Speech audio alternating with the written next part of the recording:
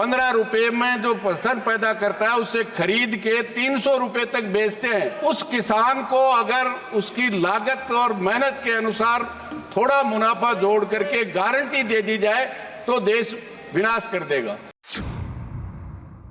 आज इस कृषि संकट के कारण इस देश का किसान और खेत मजदूर जो जिंदगी अपने खेत पे या मजदूरी पे चलाता है वो आज आत्महत्या कर रहा है। इससे बुरी बात नहीं हो सकती।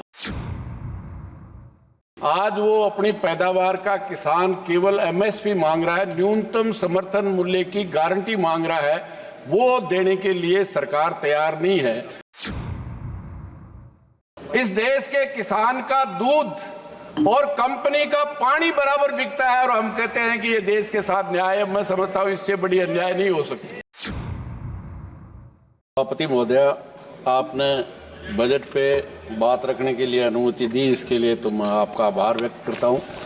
और जो देश का किसान, देश का जवान, देश का गरीब और महिलाएं जिन आशा कर रही थी, मैं समझता हूं ये बजट उनकी समस्याओं के समाधान के लिए नहीं रखा गया है।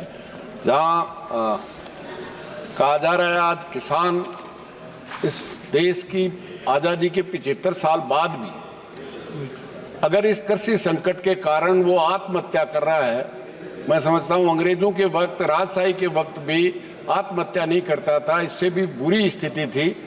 लेकिन आज इस कृषि संकट के कारण इस देश का किसान और खेत मजदूर जो जिंदगी अपने खेत पे या मजदूरी पे चलाता है वो आज आत्महत्या कर रहा है। इससे बुरी बात नहीं हो सकती। और उनके समाधान की बजाय उनके साथ जो खिलवाड़ किया जा रहा है, मैं समझता हूं कि इससे बड़ी बात नहीं हो सकती। आज वो अपनी पैदावार का किसान केवल एमएसपी मांग रहा है, न्यूनतम समर्थन मूल्य की गारंटी मांग रहा है, वो देने के लिए सरकार तैयार नहीं है। और जिस तरह से आज उस किसान को लूटा जा रहा है, आप अंदाजा कीजिए सभापति महोदय, 15 रुपए में जो हमारे कृषि मंत्री जी जहां से आते हैं 100 रुपए में बीज ला करके लहसुन बोया था और 5 रुपए में लेने वाला नहीं था। किसान उनसे भाव मांगने गया, उन्होंने मंदसौर में गोली देने का काम किया और 5 किसानों को मौत के घाट उतारने का काम किया। 15 रुपए में जो फसल पैदा करता है उसे खरीद के 300 रुपए तक बेचते हैं, जब तो देश विकास करता है। और उस किसान को अगर उसकी लागत और मेहनत के अनुसार थोड़ा मुनाफा जोड़ करके गारंटी दे दी जाए तो देश विनाश कर देगा। मेरे यहाँ सीकर से मैं आता हूँ, वहाँ प्याज पैदा होता है। जब किसान पैदा करके लाता है 5 रुपए में कोई लेने वाला नहीं होता, और जब वही प्याज बड़ी बड़ी कंपनियों के गोदाम में चला जाता है तो वही प्याज 65 और 70 रुपए बिकता है। आम आदमी 65 और 70 रुपए में खरीद के खाता है। जब देश विकास करता है उसको भाव नहीं मिलेगा, उसको सस्ता नहीं मिलेगा। आज हालत ये है, खेती के अलावा किसान अपना दूध पैदा करके इस देश को मक्खन खिलाता है, दूध पिलाता है।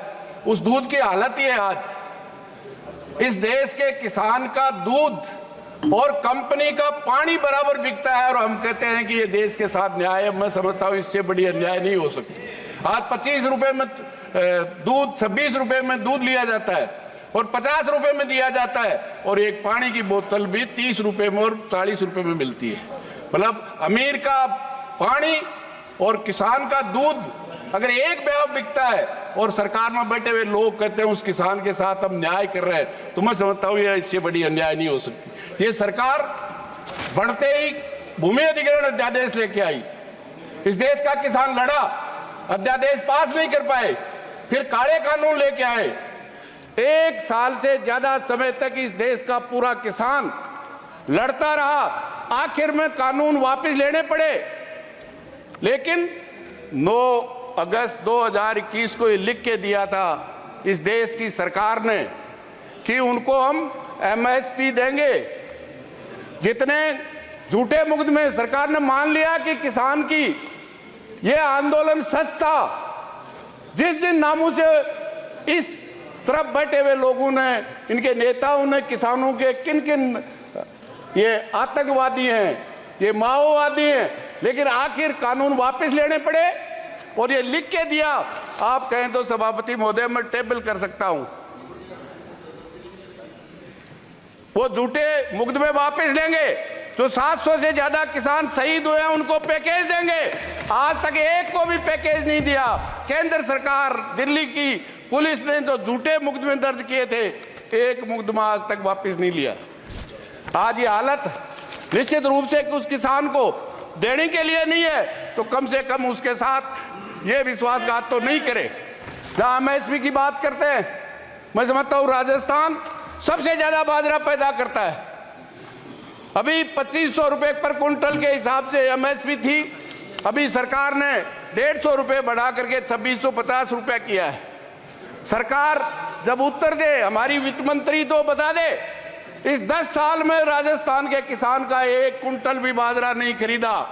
जितना किसान सम्मान निधि के नाम से पूरे देश को देते हैं, इस 10 साल में उस राजस्थान के किसान का नुकसान अकेले बाजरे में करने का काम किया है।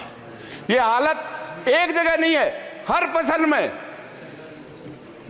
जहां तक सरकार कहती है हम दलहन और तिलहन में आत्मनिर्भर करेंगे, मैं समझता हूं आज देश की सरकार 75 साल के बाद में भी देश के आम आदमी के लिए दलहन और तिलहन की फसल पैदा नहीं होती। हम दाल के लिए विदेशी किसानों को हम भाव दे सकते हैं, लेकिन यहाँ के किसान को नहीं देंगे। जब सरसों और चना खरीदने की बात आती है तो सरकार एमएसपी पे कहती है हम केवल 25 कुंटल खरीदेंगे। अगर 50 कुंटल किसी का हो गया तो 25 कुंटल आपके यहाँ बेचेगा और 50 में से 25 कुंटल बाजार में ले जाके बेचेगा। ये हालत मैं समझता हूँ इससे भयानक हालत नहीं हो सकती। जहाँ बजट में किसान की बात कर रहे हैं, सभापति महोदय, मैं कहना चाहूंगा जो उस किसान के फर्टिलाइजर पर 24,894 करोड़ का बजट घटाने का काम किया है। जो 400 में डीएपी मिलती थी आज वो 1400 में मिलती है। जो 50 किलो की मिलती थी आज वो 45 किलो की मिलती है। लागत 50 रुपए में डीजल मिलता था, वो आज 95 रुपए में मिलता है।